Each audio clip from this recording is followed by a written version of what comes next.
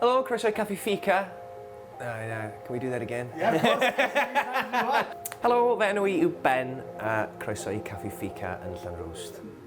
So beth cyntaf, dwi'n mynd i ddefnyddio bara surdoes o Trefryw Bakehouse, sydd jyst off yr afon ydyn ni. A mae hwn yn ffresh bore yma, coelwch na beidio. Sgorio yma'n gyntaf. Cyntaf dwi'n gwneud, tostio fo. Beth da am grill ydi, ti jyst yn gallu gwatcho fo yn brownio. Ti'n methu rili wneud yn byd arall tra mae hwn yn digwydd, achos os ti'n neud rhywbeth, ti'n anghofio am yn bara ac llosgi. Beth cyntaf dwi'n mynd i roed arno fo ydi squash, neu pwmpen, sydd wedi fasio, di ferwi'n gyntaf, wedyn masio efo menyn vegan a halen a pupur. Ac o beth dwi'n mynd i roed ar nesa ydi caws. Caws Rarebit, neu caws wedi'w bobi. Caws di gymysgu hefo mwstard, grained ac cennin wedi'w ffrio mewn menyn ag oil a bach o seidr Cymreig.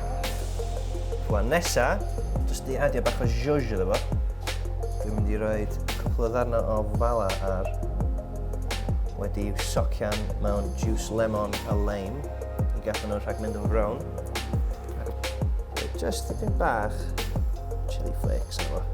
Nôl fewn i'r grill wedyn, mwyn iddo fo gallu toddi o dan fyma. Gem disgwyl di wan, gem gwytsiad.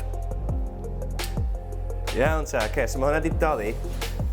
Mae'r afal jyst i crispio fan hyn, bach yn tiny bach yn fanna.